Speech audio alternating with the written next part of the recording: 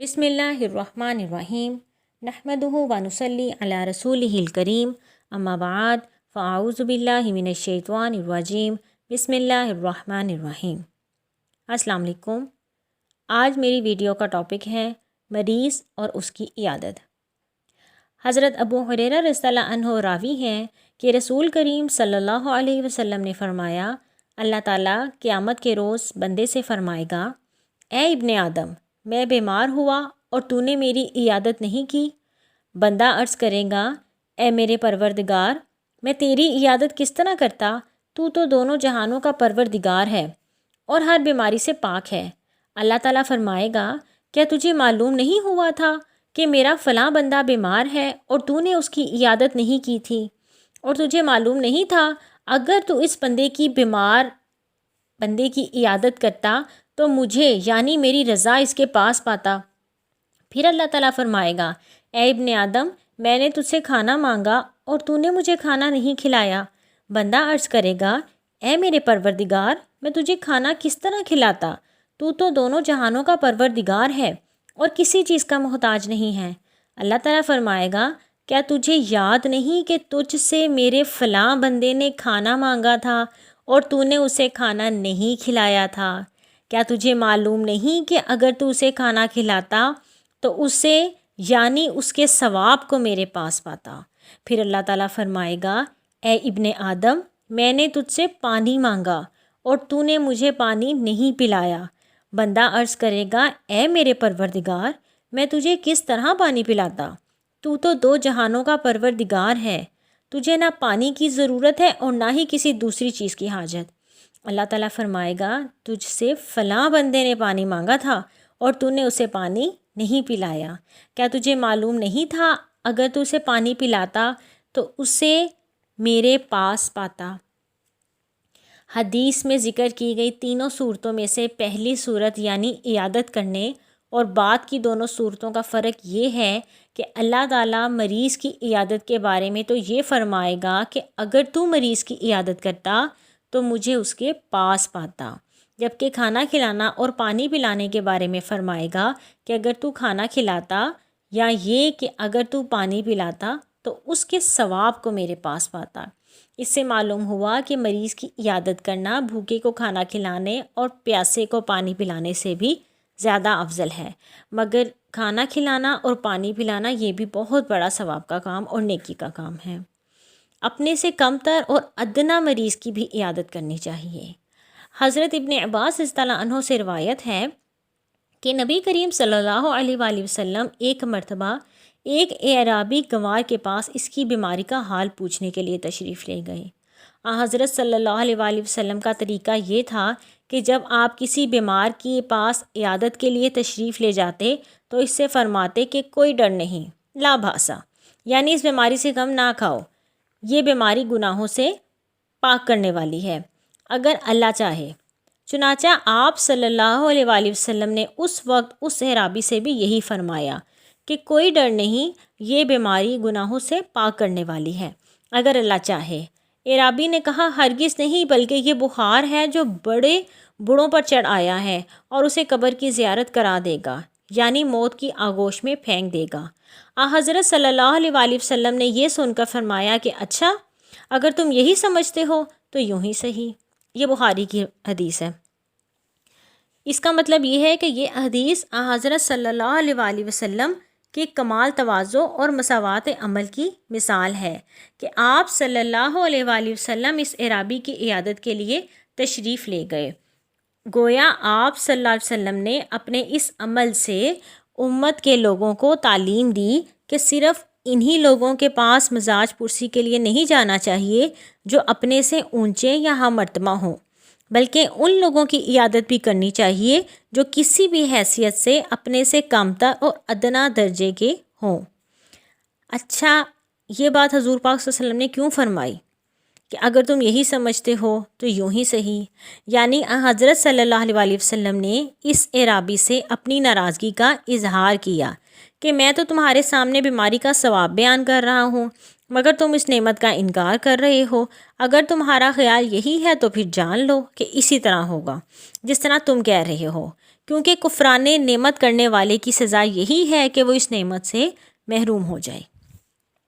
اعرابی کے اس رویے اور اس بات کی بنا پر یہ احتمال بھی ہو سکتا ہے کہ وہ کافر ہو، مگر علماء نے کہا ہے کہ صحیح یہ ہے کہ وہ مسلمان تھا، مگر کیونکہ بیوقوف تھا، ناسمجھ تھا، اجڑ تھا، گوار تھا، اس لیے بیماری کی تکلیف اور شدت درد سے بےتاب مضطرب ہو کر اس قسم کے الفاظ اپنی زبان سے نکال بیٹھا۔ دعائے صحت اور شفا۔ اور ام المومنین حضرت عائشہ صدیقہ رضی اللہ عنہا فرماتی ہیں کہ رسول کریم صلی اللہ علیہ وآلہ وسلم کا طریقہ یہ تھا کہ جب ہم میں سے کوئی بیمار ہوتا، آپ صلی اللہ علیہ وآلہ وسلم اس پر داہنا ہاتھ پھیرتے اور یہ دعا فرماتے: اذہب البأس وب الناس واشف انت الشافی لا شفاء الا شفاؤک شفاء لا یغادر سقما، یعنی اے لوگوں کے پروردگار، بیماری دور کر دے اور شفا دے، تو ہی شفا دینے والا ہے، تیرے سوا کسی کی شفا ایسی نہیں جو بیماری کو دور کر دے۔ یہ دعا ہم سب کو یاد کرنی چاہیے اور بیماری میں پڑھنی بھی چاہیے، اس سے ایک تو شفا ملے گی انشاءاللہ اور دوسرا نیکیاں بھی ملیں گی۔ میں دعا دوبارہ پڑھ دیتی ہوں آپ کے سامنے: اذہب البأس وب الناس واشفی انت الشافی لا شفاء الا شفاؤک شفاء لا یغادر سقما۔ ایک اور روایت ہے کہ حضرت عائشہ رضی اللہ عنہا فرماتی ہیں کہ جب کوئی شخص اپنے بدن کے کسی حصے کے درد کی شکایت کرتا یا اس کے جسم کے کسی عضو پر پھوڑا یا زخم ہوتا تو نبی کریم صلی اللہ علیہ وآلہ وسلم اپنی انگلی سے اشارہ کر کے یہ دعا فرماتے: بسم اللہ تربتو ارضنا بریکتی بعضنا لیشفا سقیمنا باذن ربنا، یعنی خدا کے نام سے میں برکت حاصل کرتا ہوں، یہ مٹی ہمارے بعض آدمیوں کے لعاب دہن سے آلودہ ہے، پروردگار کے حکم سے ہمارا بیمار تندرست ہو جائے۔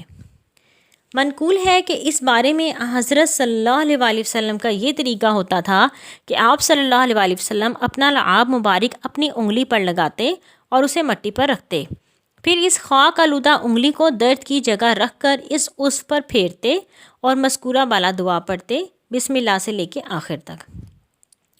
میں یہ دعا آپ کے سامنے دوبارہ پڑھ دیتی ہوں تاکہ آپ کو یاد ہو جائے: بسم اللہ تربتو ارضنا بریقتی بعضنا لیشفا سقیمنا باذن ربنا۔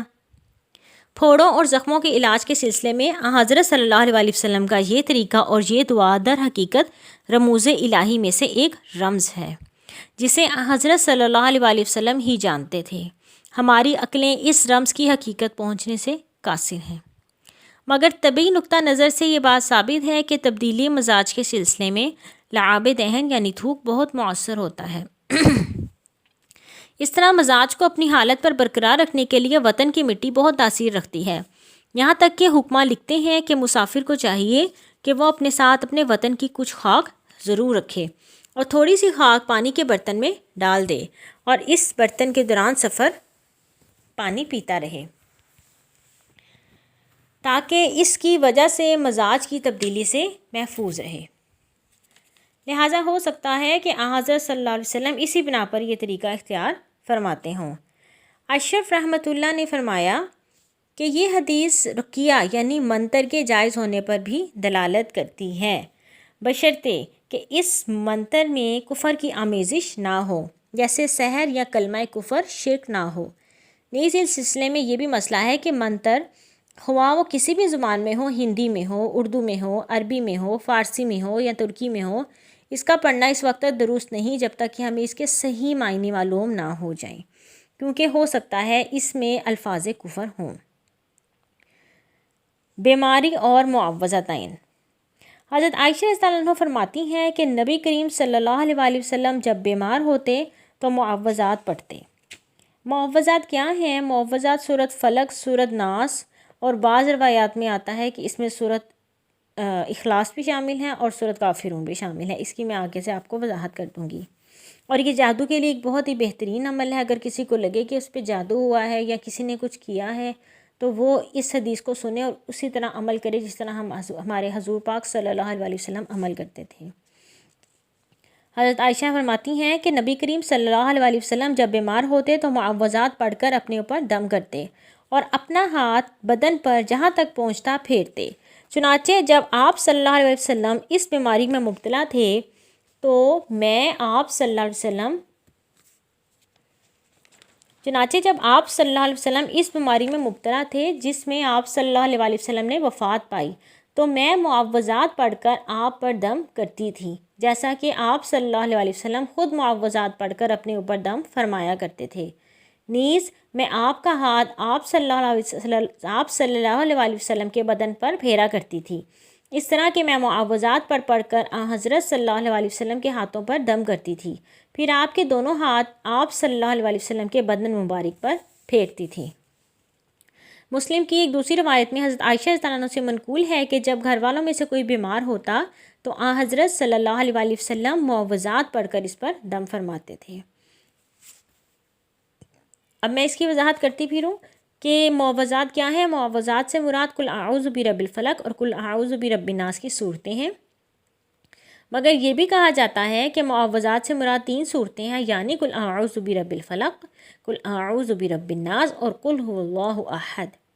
بعض حضرات نے یہ بھی کہا ہے کہ معوذات ان تینوں صورتوں کے علاوہ قل یا ایھا الکافرون بھی داخل ہیں، اللہ اعلم، مگر چاروں پڑھ لینا بہت بہترین عمل ہوگا۔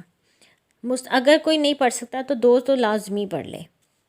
مسلم کی دوسری روایت میں ہاتھ پھیرنے کا ذکر نہیں ہے، لہٰذا اس موقع پہ جہاں یہ احتمال ہے کہ حضرت صلی اللہ علیہ وسلم دم کرنے کے ساتھ ساتھ ہاتھ بھی پھیرتے ہوں گے، لیکن یہاں اس کا ذکر اس لیے نہیں کیا کہ دم کرنے سے ہاتھ کا پھیرنا خود بخود ثابت ہو جاتا ہے۔ وہیں یہ بھی احتمال ہے کہ حضرت صلی اللہ علیہ وسلم جس طرح دم کرنے کے ساتھ ساتھ ہاتھ پھیرتے تھے اسی طرح کسی موقع پر صرف دم کرتے تھے، ہاتھ نہیں پھیرتے ہوں گے، لیکن صحیح اور قریب از حقیقت وضاحت یہی ہے جو اوپر بیان کی گئی ہے، اور بہترین بھی یہی ہے کہ دم بھی کیا جائے اور ہاتھ بھی پھیرا جائے۔